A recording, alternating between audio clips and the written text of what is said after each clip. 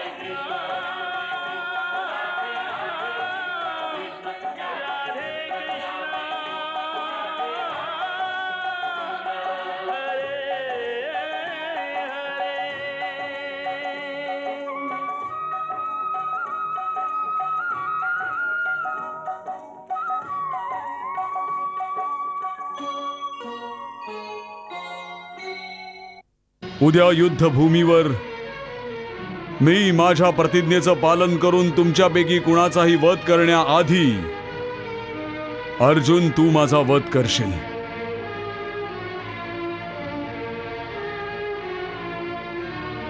प्रिय पार्था, तू मी सांगितलेल्या रणनीतीनुसार वागून विजयश्री प्राप्त कर। उद्या युद्धभूमीवर आपला महारथी योद्धा अर्जुनाला पितामहांच्या दिशेने जाण्यापासून रोखेल आणि आपण पितामह आणि अर्जुनाला समोरासमोर येऊच द्यायचं नाही। आक्रमण!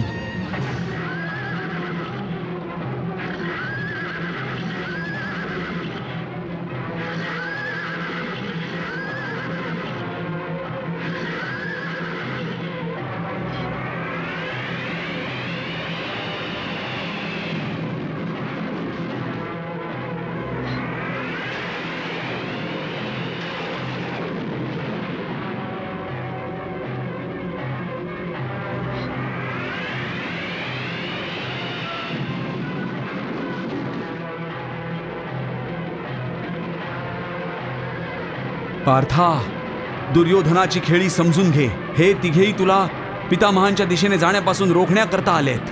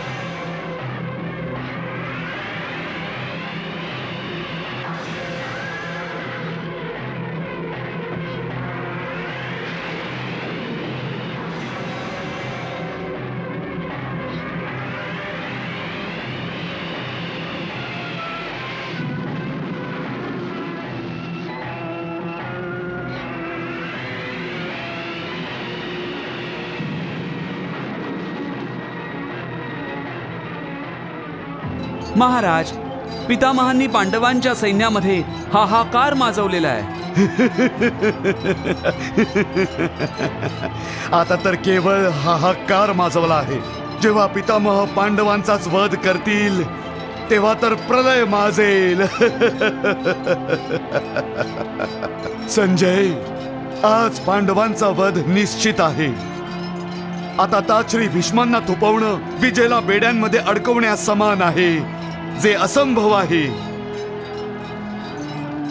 महाराज, या असंभवाला संभव बनवण्यासाठी स्वतः वायुपुत्र भीम पितामहांवर आक्रमण करायला पुढे येतो आहे. भीम स्वतः येत नाही संजय, त्याचा मृत्यू त्याला खेचून ताचरींच्या दिशेने नेत आहे.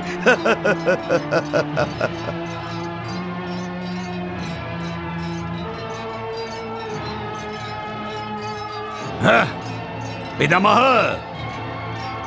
तुमच्या प्रतिज्ञेचं पालन करण्याची वेळ आलेली आहे. भीम स्वतः तुमच्या समोर आलेला आहे. त्याला आता पळून जायची संधी देऊ नका, अजिबात देऊ नका.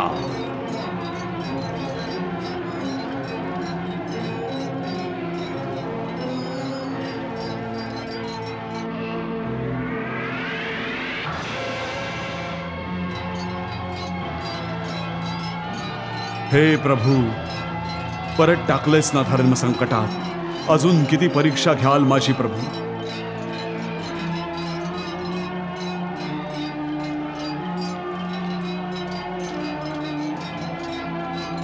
हा तर आहेच बुद्धीचा शत्रू. हे माहीत असताना की मी पृथ्वीला निष्पांडव करण्याची प्रतिज्ञा केलेली आहे, हा माझ्याशी युद्ध करण्यास आलाय. समजत नाही आता माझा वध करण्यासाठी अर्जुनाला आधीच का नाही पाठवलं. सावधान पितामह. प्रभू, आता तुम्हीच भीमाचं रक्षण करा. पितामह, स्वतःची प्रतिज्ञा आठवा जरा. वध करा भीमाचा, वध करा.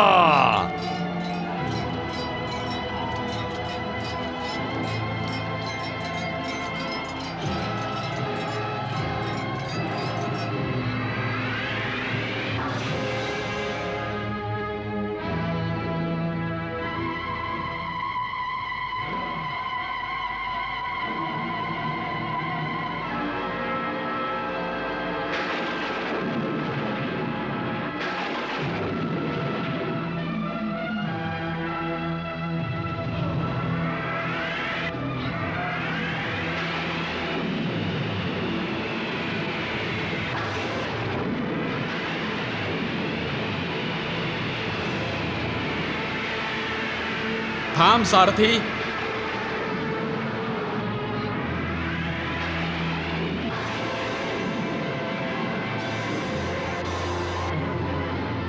पितामह, मी तुम्हाला युद्धासाठी आमंत्रित करतोय. अर्जुना, मी तुझ्या निमंत्रणाचा स्वीकार करतो. अरे, हा अर्जुन इथपर्यंत कसा काय येऊन पोहोचला? याला पितामहांच्या समोर का येऊ दिलं? याला थांबवलं का नाही?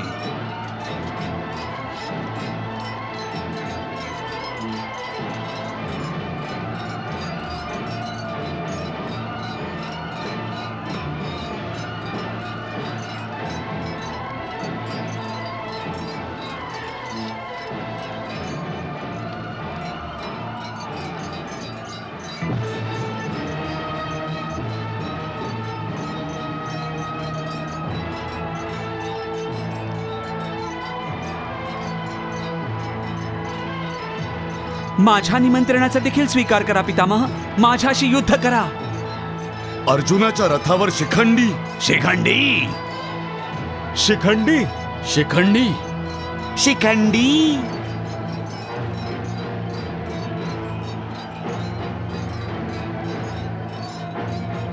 ही कोणती खेळी खेळली आहे या पांडवांनी? शिखंडी, शिखंडी अर्जुनाच्या रथावर काय करतो आहे? संजय, पितामहांनी शिखंडीच्या निमंत्रणाचा स्वीकार केला आहे का? नाही महाराज. पितामह तर युद्ध करता करता अचानक थांबले. समोर एका स्त्रीला पाहून पितामहांनी धनुष्यबाण खाली ठेवलाय. पितामह माझ्याशी युद्ध करा. पितामह, तुम्ही थांबलात का? धनुष्यावर बाण चढवून खाली का ठेवलात? दुर्योधना, मी कुणा स्त्रीवर शस्त्र उचलत नाही, त्यामुळे मी शिखंडिनीशी युद्ध नाही करू शकत. ती माझ्या आणि अर्जुनाच्या मध्ये अर्जुनाची ढाल बनून उभी आहे, तर मग मी अर्जुनावर कसे बाण चालवू? परंतु शिखंडी एक स्त्रीच आहे, कारण शिखंडिनीने एका स्त्रीच्या रूपात जन्म घेतलाय. ती नंतर पुरुष बनलेली आहे. जसा एक ब्राह्मण जन्माने ब्राह्मण असतो आणि हे सत्य बदलता येत नाही, तशाच प्रकारे जी स्त्री म्हणून जन्माला आली ती सदैव स्त्रीच राहते. त्यामुळे मी शिखंडिनीला स्त्रीच मानतो. त्यामुळे मी शिखंडीवर वार नाही करू शकत, नाही करू शकत. पितामह, ही पांडवांची चाल आहे आणि त्या चालीला बळी पडून तुम्ही तुमची प्रतिज्ञा पूर्ण नाही करू शकणार. अहो पितामह, तुम्ही तुमची प्रतिज्ञा पूर्ण करू शकत नसाल तर नका करू. मी माझी प्रतिज्ञा अवश्य पूर्ण करेन. तुमची माझ्यावर वार करायची इच्छा नाहीये, परंतु मी तुमच्यावर अवश्य वार करेन.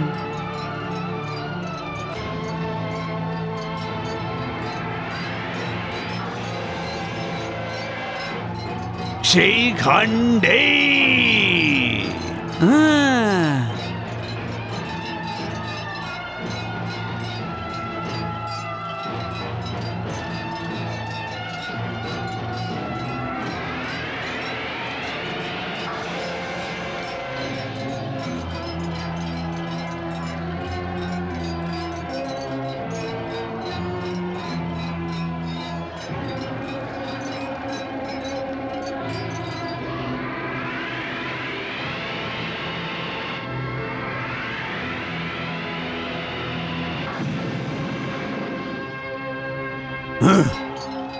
मामाश्री दुःशासन, महाराज शल्यराज, पितामह शिखंडीला एक स्त्री मानतात म्हणून काय झालं? परंतु आपण तर त्याला एक पुरुष मानतो आहोत.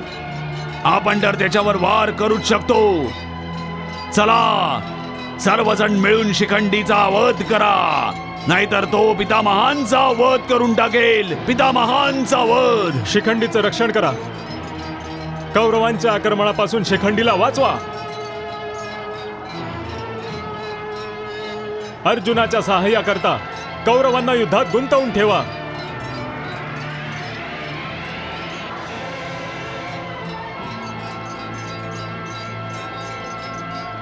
शिखंडीला मारा, शिखंडीचा वध करा.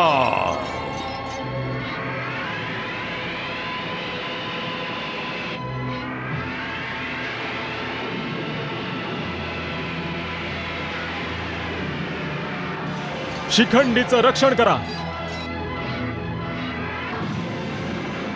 पार्था, हीच योग्य वेळ आहे पितामहांचा वध करण्याची. जर तू ही संधी दवडलीस तर मग समजून जा की पांडवांचा वध निश्चित आहे, कारण नाईलाजाने पितामह त्यांची प्रतिज्ञा अवश्य पूर्ण करतील. शिखंडीचा वध करा. शिखंडीचं रक्षण करा.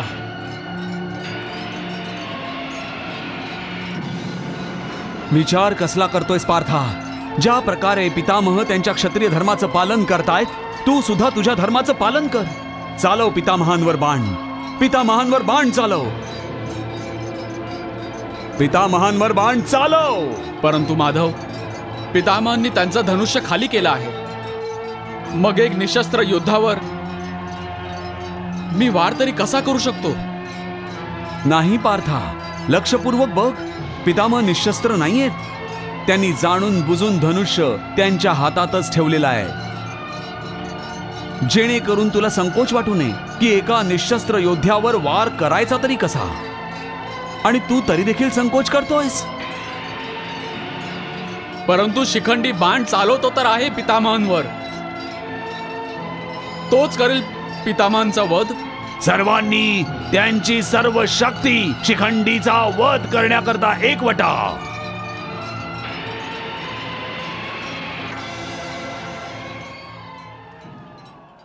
पार्था, शिखंडीच्या बाणांमध्ये इतकी शक्ती नाहीये की ते पितामहांचं चिलखत भेदू शकतील. शिखंडीचे बाण तर पितामहांना घायाळ देखील करू शकत नाहीयेत. त्यांचा वध करणं तर दूरची गोष्ट आहे. परंतु तू मात्र वेळ वाया घालवतोयस. केशव, शिखंडीची ढाल करून त्याच्या मागे लपून राहून कुणावर बाण चालवण्याचा अर्थ आहे भित्रेपणा. केशव, मी माझ्या क्षत्रिय धर्माशी विसंगत नाही वागू शकत. मला तुझ्या बोलण्याचं हसू येतंय. तू चिलखत घातलेला नाहीयेस.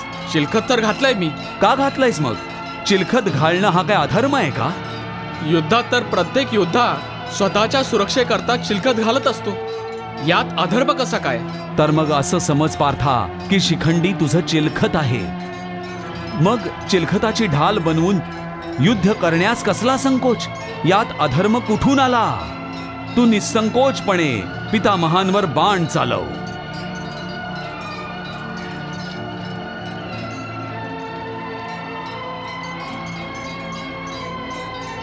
जर यावेळी तू पितामहांचा वध नाही केलास तर तुझ्या चारही भावांच्या मृत्यूची जबाबदारी तुझ्या शिरावर असेल. दोनपैकी एका गोष्टीची निवड कर. एक तर पितामहांचा वध कर, नाहीतर तुझ्या चारही भावांना मृत्यूच्या दाढेत ढकलून दे. चारही भावांचा मृत्यू?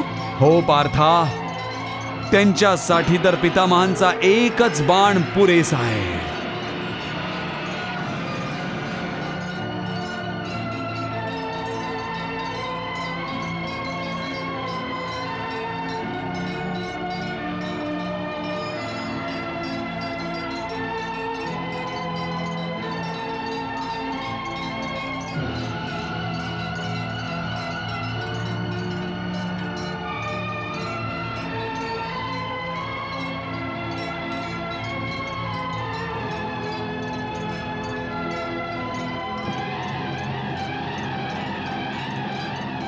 नाही नाही नाही नाही नाही. तर मग पार्था, जर तुला भावांना वाचवायचं असेल तर उचल तुझं धनुष्य. पितामह तुझ्या बाणांची प्रतीक्षा करतायत.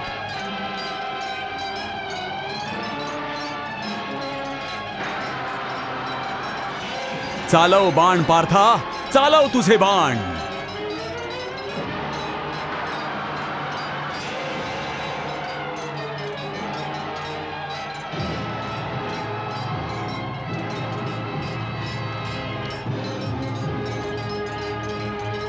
भित्रटा, अर्जुन, शिखंडीला समोर ठेवून तू पितामहांशी जे युद्ध करतोयस तो सर्वथा अधर्म आहे. अधर्म.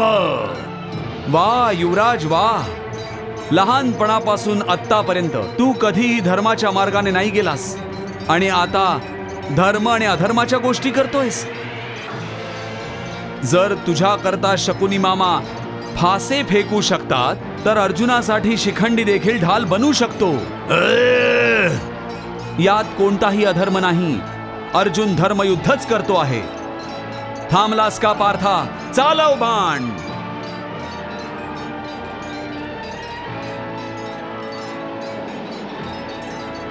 अर्जुन,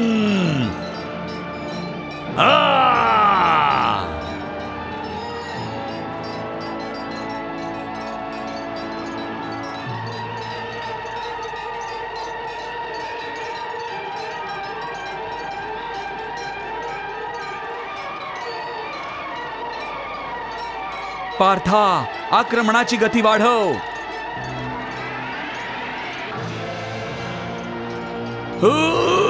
पितामह,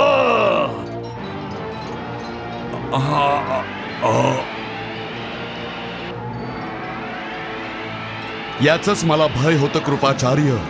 याचीच तर भीती होती. होय आचार्य, आता तर माझं मन देखील भयाने व्याकुळ होतंय. आचार्य, आता परिस्थिती आपल्या हातून निसटून गेली आहे. हो कृपाचार्य, परिस्थिती गंभीर बनली आहे. पितामह भीष्म शिखंडीवर वार नाही करायचे आणि अर्जुन शिखंडीला ढाल बनवून अखेर पितामहांचा वध करून टाकेल.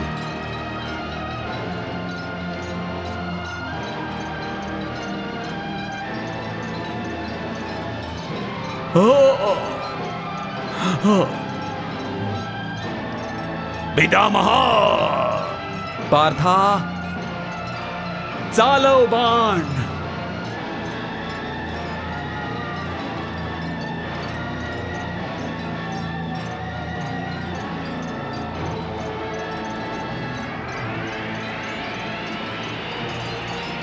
पितामहा,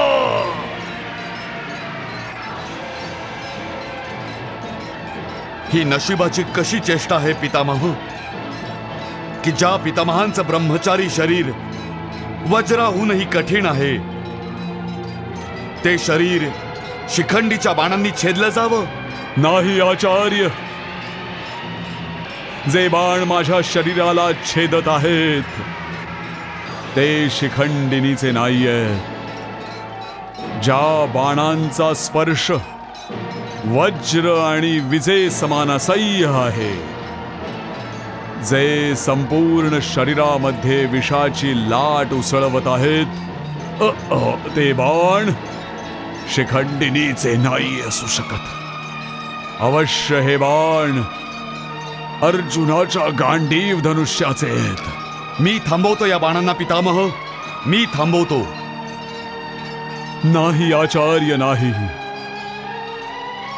या बाणांचा वेग वायूपेक्षाही तीव्र आहे. कोणी यांना थांबवू शकत नाही आचार्य. हे नक्कीच त्या अर्जुनाचेच बाण आहे, ज्याला देवता आणि दानव एकत्र येऊनही जिंकू शकत नाही.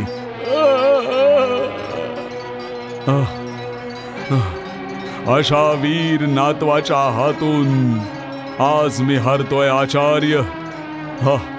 हा माझ्यासाठी, हा माझ्या कुळासाठी गौरवाचा क्षण आहे. परंतु अजून मी पूर्णांशाने हार मान्य केली नाहीये.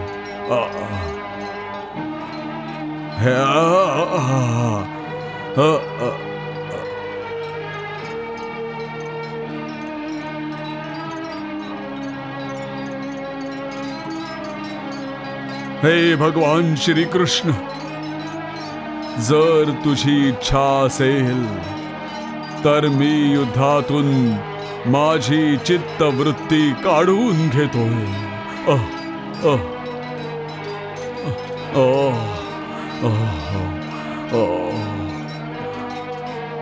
पार्था, चालव बाण.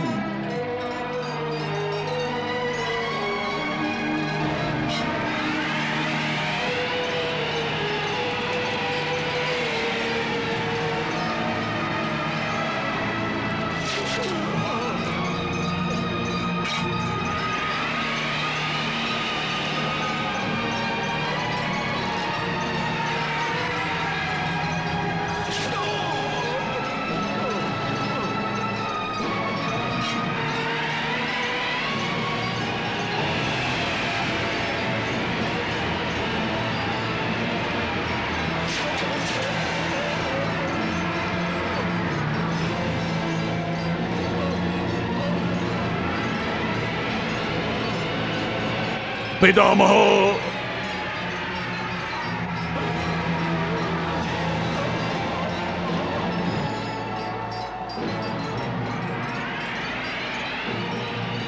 अर्जुनाच्या बाणांनी पितामहांच्या शरीराची पार अगदी चाळण झालीये महाराज. कोणत्याही क्षणी पितामह आता कोसळून पडतील. त्यांची अवस्था चांगली नाहीये महाराज.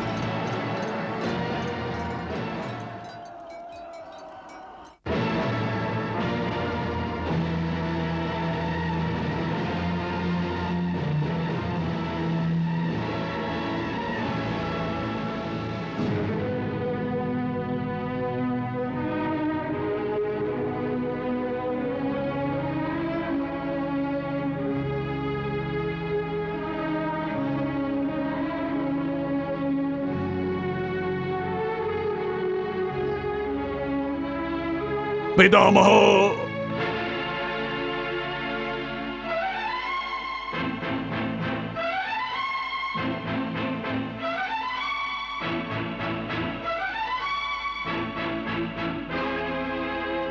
पितामह घायाळ झाले. पितामह घायाळ झाले. पितामह घायाळ झाले.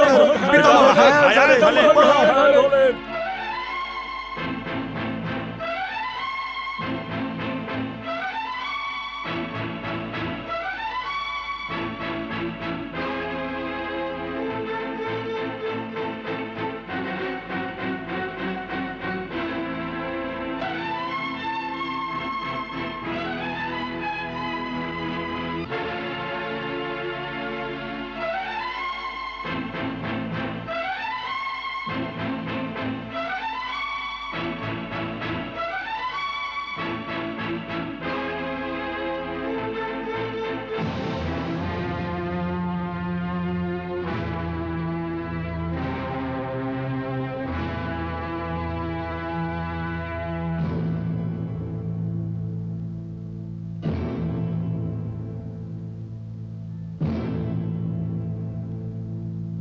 पितामह,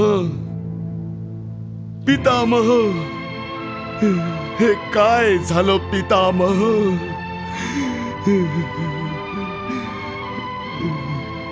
महाराज महाराज महाराज महाराज महाराज स्वतःला सांभाळा महाराज. पितामह, पितामह, पितामह.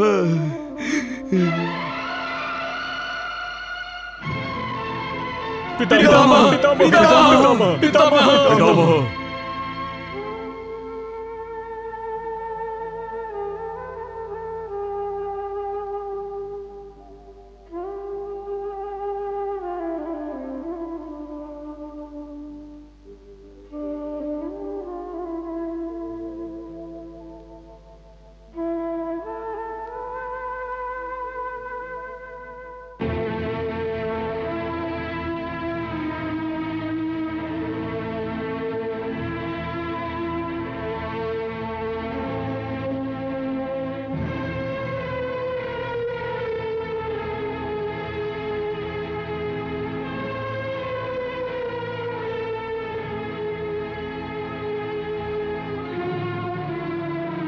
माझ्या प्रिय पुत्रांनो, तुम्हा सर्वांचं स्वागत आहे.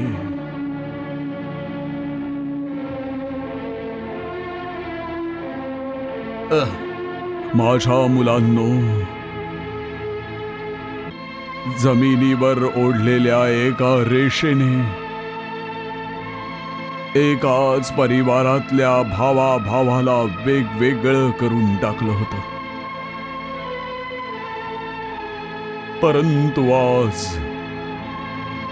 आज तुम्हा कौरव पांडवांना हे अशा प्रकारे एकत्र आलेलं पाहून मला आनंद होतोय.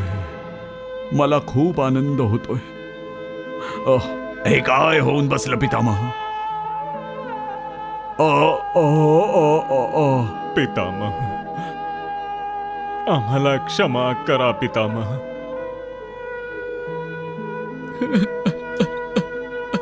पितामह,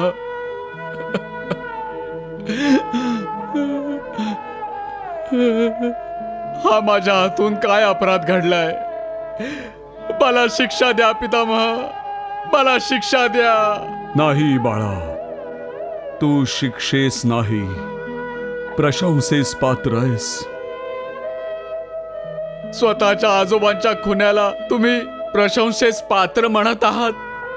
हो हो पुत्रा, कारण की तू क्षत्रिय धर्माला जागलायस. मला तुझा अभिमान आहे अर्जुना. अभिमान कसला? धिक्कार आहे माझा, धिक्कार आहे माझा. आणि हा कोणता क्षत्रिय धर्म आहे ज्याने मला माझ्या आदरणीय आजोबांचं रक्त सांडायला विवश केलंय?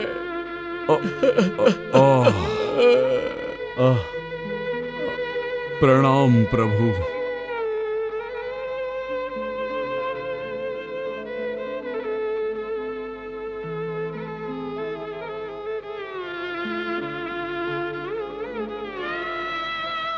प्रभू, तुम्ही मला मारण्यासाठी सुदर्शन चक्र धारण केलं होतं,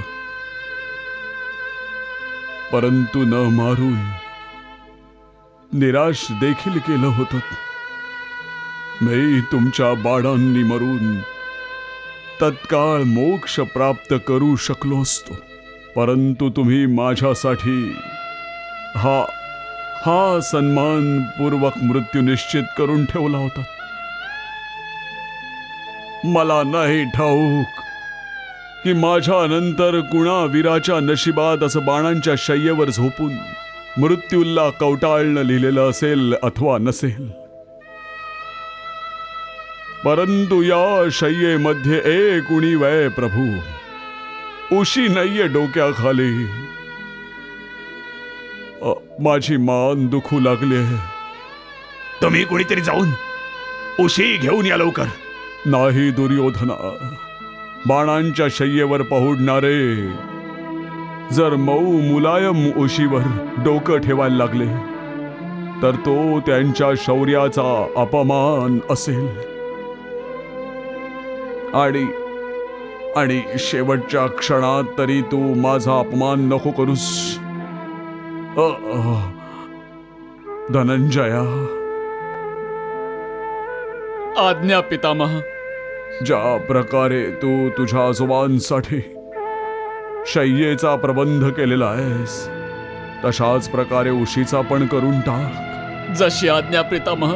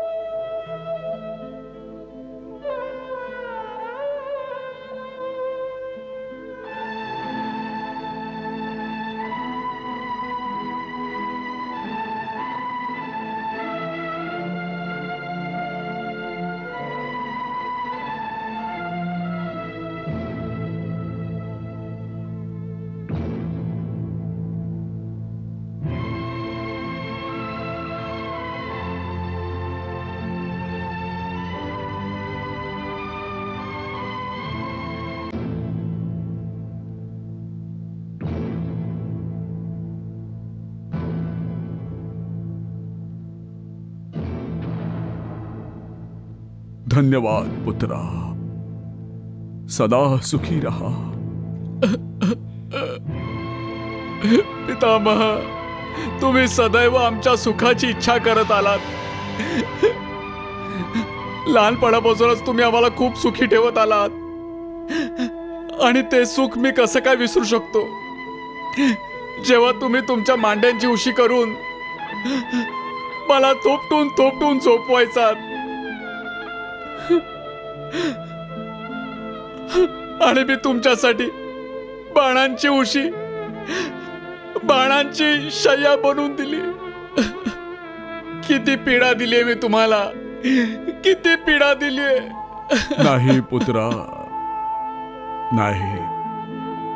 तू दिलेल्या वेदनेत सुद्धा मला सुखाचा आनंद मिळतोय. पितामह, तुम्ही वेदनेची चिंता करू नका. मी वैद्यराजांना बोलावणं धाडलंय. ते तुमचे बाण देखील काढतील आणि तुमच्या घावांवर लेप देखील लावतील, ज्यामुळे तुमच्या सर्व वेदना दूर होतील. पितामह, माझ्या वेदना तर प्रभूंचं दर्शन घेताच दूर झाल्या.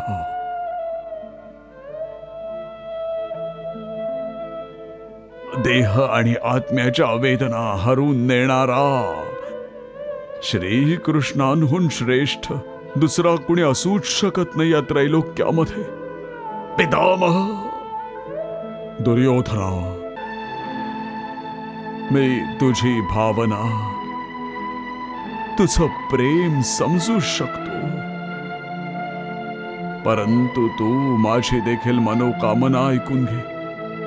माझ्या शरीरातून हे बाण काढू नकोस. माझ्या शरीरातून हे बाण काढून माझ्यापासून ही वीरशय्या नको हिरावून घेऊस.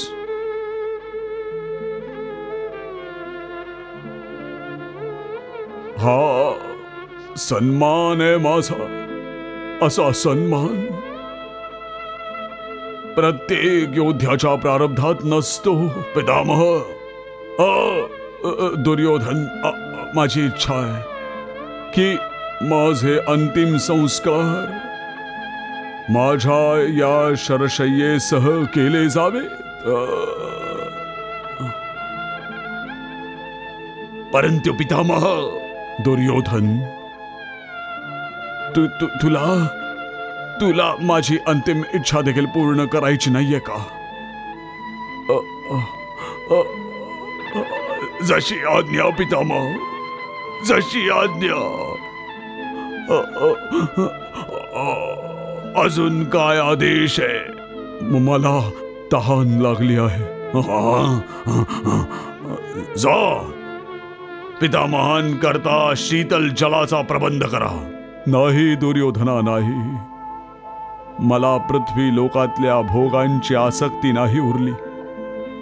त्यामुळे मला शीतल आणि सुगंधित जलामध्ये कोणतीही रुची नाहीये.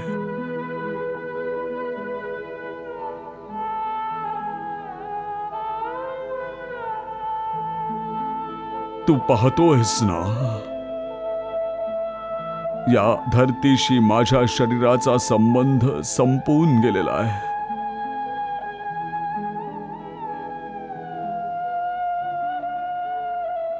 माझं शरीर या बाणांच्या आधारे धरतीच्या वर उचललं गेलंय.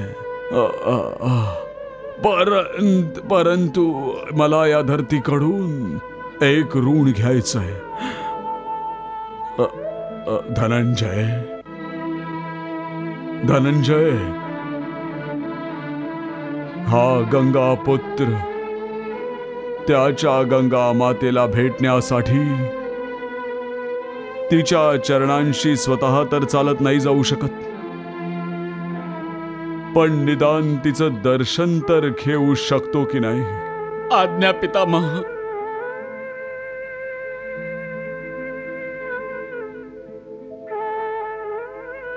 पितामह, तुमच्या आदेशाचं पालन प्रभूंच्या आज्ञेने करू जातोय.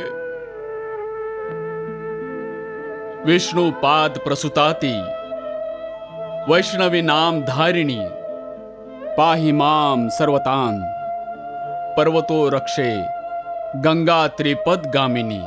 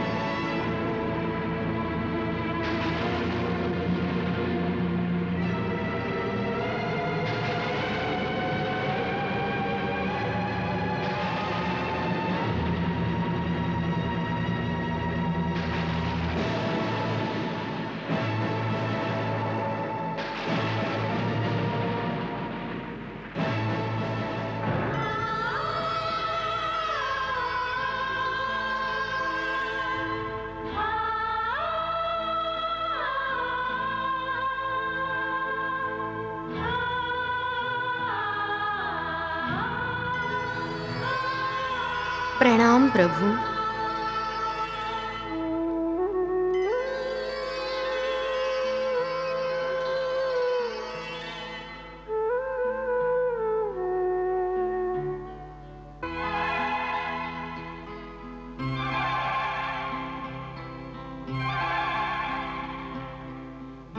प्रणाम माते. पुत्र, तुझ्या या अशा अवस्थेत मी तुला आशीर्वाद तरी काय देऊ? माते, तुझा आशीर्वाद तर सदैव माझ्या बरोबर आहे. बास, या व्यतिरिक्त मला अजून काय हवंय?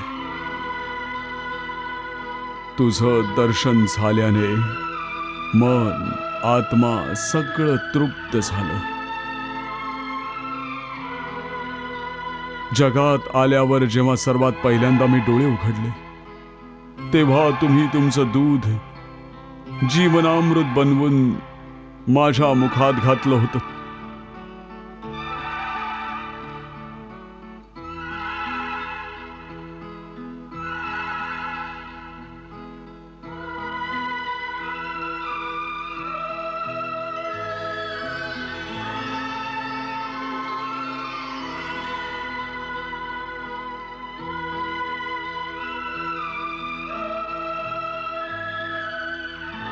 धन्यवाद माते.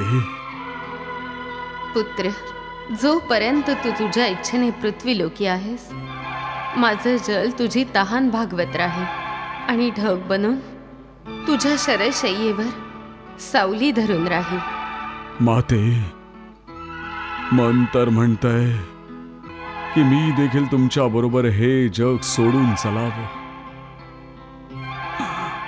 पण असूनही मला या धर्तीवर काही कर्तव्य पार पाडायचे. जोपर्यंत तू अशा प्रकारे व्याकुळ आणि दुःखी आहेस तोपर्यंत माझं मन देखील तुझ्यासाठी व्याकुळ राहील. माते, माते, माझी व्याकुळता तर तेव्हाच संपेल जेव्हा माझ्या अस्थी तुमच्या या शीतल जलात प्रवाहित केल्या जातील. पुत्र, इथे तर साक्षात प्रभू तुझ्या समोर आहेत. त्यांच्या केवळ स्मरणानेच सगळे कष्ट दूर होतात.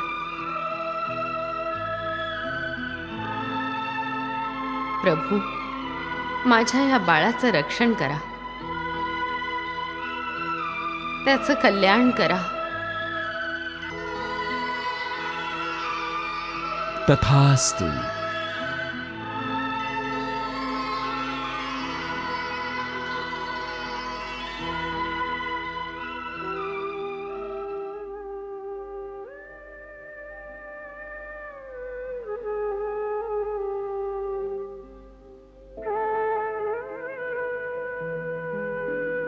गुरुद्रोण, द्रोणाचार्य.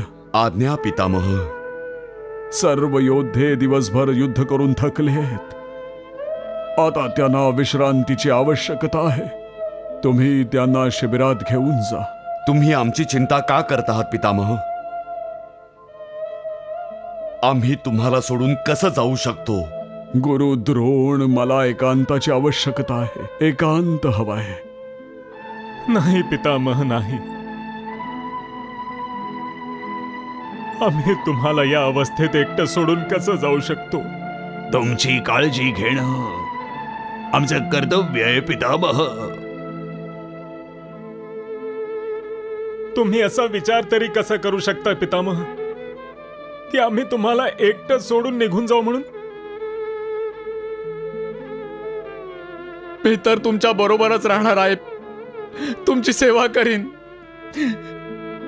तुम्हाला काहीही होणार नाही. नाही अर्जुना, मला काहीही होणार नाही. काहीही व्हायचं नाही मला. प्रभू, आता तुम्हीच याला समजवा. कृपया यांना घेऊन जा. अर्जुना, पितामहांना काही व्हायचं नाही. अरे कसं होईल त्यांना काही? मृत्यू ज्यांच्या पुढे स्वतः हात जोडून उभा आहे की प्राण घेऊन जाण्याची आज्ञा द्यावी, अशा पितामहांचं कोणी काय वाकडं करू शकेल? गुरुद्रोण, तुम्ही या सर्वांना आता घेऊन जा. मला दुर्योधनाबरोबर एकांतात काही बोलायचंय.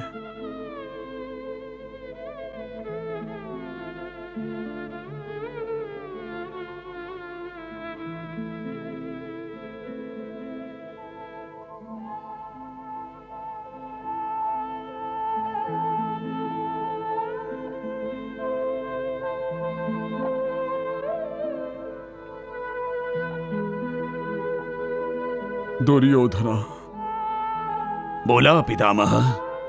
तू स्वतः तुझ्या डोळ्यांनी बघितलंयस अर्जुनाने कशा प्रकारे त्याच्या धनुष्याच्या बाणांनी गंगा मातांना प्रकट केलं ते. अर्जुनासारखा दुसरा पराक्रमी कुणीही नाहीये. तुला अर्जुनाच्या शक्ती ठाऊक नाहीयेत. अर्जुनाजवळ ती भयंकर दिव्यास्त्र आहेत, ज्यांच्या बाबत केवळ देवता वा स्वतः भगवान कृष्णांनाच माहिती आहे. या अस्त्रांमध्ये अग्नेय, वायव्य, वरुण, इंद्र, पशुपतास्त्र आदी देखील आहेत. या शस्त्रांनी सुसज्जित अर्जुनाविरुद्ध जिंकण्याचं सामर्थ्य तुमच्यापैकी कुणाच्यातही नाही आहे. म्हणून सांगतोय दुर्योधना, अजूनही वेळ आहे. तुझ्या शिल्लक भावांच्या प्राणांचं रक्षण कर, पांडवांशी समेट कर.